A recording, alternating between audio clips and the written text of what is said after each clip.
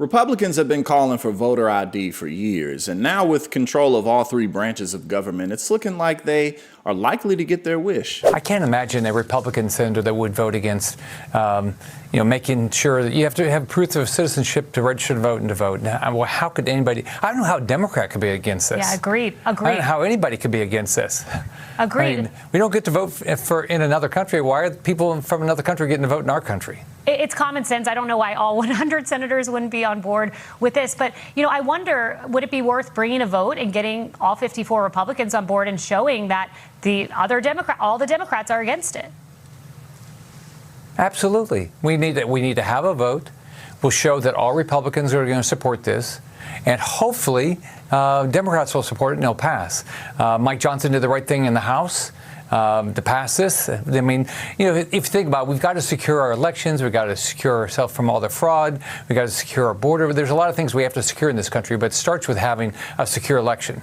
No doubt. What does President Trump mean when he says Republicans ought to nationalize voting? What does that look like in practice? What the president was referring to is the SAVE Act, which is a huge common sense piece of legislation that Republicans have supported, that President Trump is committed to signing into law during his term. And he spoke with the speaker directly about that yesterday, about the need to get that bill on the floor for a vote, because it provides very common sense measures for voting in our country, such as voter ID. I don't think any rational person who's being honest with themselves would disagree with the idea of requiring citizens of this country to present an ID before casting a ballot in a federal election, or frankly in any election. And that's something the president wants to see happen. So that's what he was referring to. Well, I think you would have a Democrat who would say, let's do voter ID, but that's not actually what the SAVE Act is. So Jim Clyburn's talked about this, and he said, I'm for voter ID. I'm not for disproportionate voter ID. And what the SAVE Act does is that it requires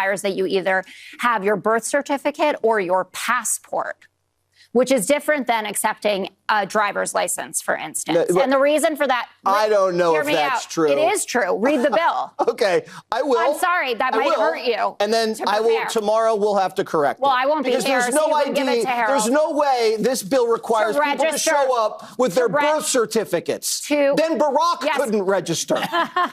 That's disgusting, first of all. We believe he's American.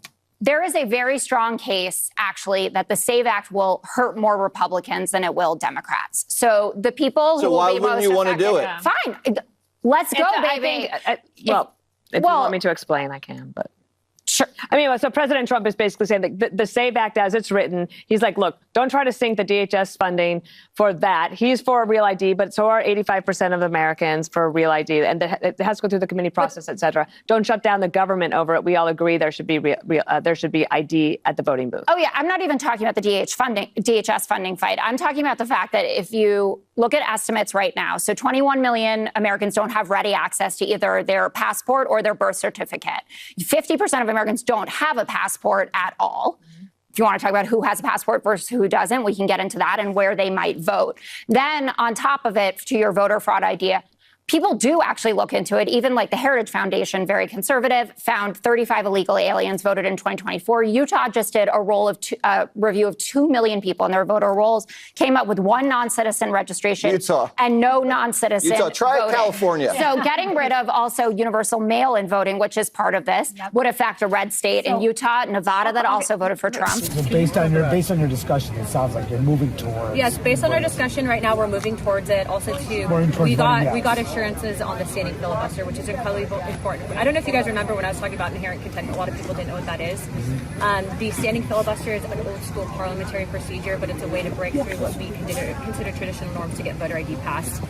I think that it's brilliant that they came up with it, but exactly that's why we kind of have these discussions, and we're very happy about the outcome. So there should be there should be a standing filibuster announced soon, and I would actually reach out to Senator Thun's office to ask him about that, because they have different rules in the Senate. So that will get you to yes tomorrow on the rule. Yeah, as of right now, we feel very comfortable where we're at based on what we are discussing. SAVE Act has nothing to do with voter ID. They keep saying it's a voter ID law. No, it's not a voter ID law, which just says you bring ID with you to the polls when you go vote, which exists in a lot of states. That's not what this is. This says you've got to prove that you're a U.S. citizen. So you start with your driver's license, but now you've got to show that your driver's license matches your birth certificate, which it does not for 69 million American women who have changed their names. So they've got to show their passport, but 50% of Americans don't even have a passport. So this is a direct assault on the 19th Amendment and the right of women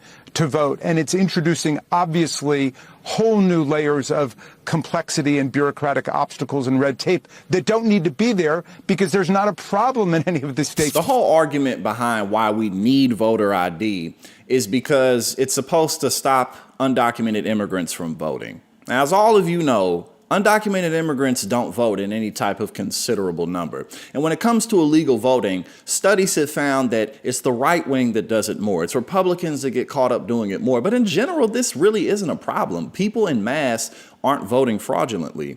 This is just an attempt to make it harder for people who are more likely to vote Democrat to vote. You know, if you're in a lower income bracket, if you live in certain demographics, it may be more difficult for you to even go through the process to get a specific voter ID. We already have driver's licenses. We already have social security numbers. Another form of ID is not necessary.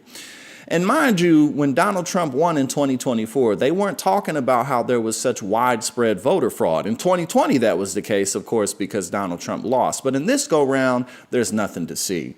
Donald Trump is continuously calling for us to just go ahead and get rid of the midterms or to nationalize the midterm elections, doing everything he can to impede and get in the way of the process because he knows how much trouble both he and Republicans are in. And mind you, it's pretty normal for the House to flip during the midterms. If a Democrat is president, it's typically the Republicans that take back the House. If a Republican's president, it's typically Democrats that take back the House. So this is already something that happens normally. But with Donald Trump's plummeting approval rating in pretty much every factor and category that you can think of, it's becoming increasingly likely that there's going to be a Democratic sweep. You look at these special elections across the country, and Democrats are just completely blowing out of the water in areas where Donald Trump, won by double digits. Now Democrats are winning in double digits. So if we do have to get voter ID, there'll be less people voting, but ultimately that's not going to save Republicans in the midterm elections.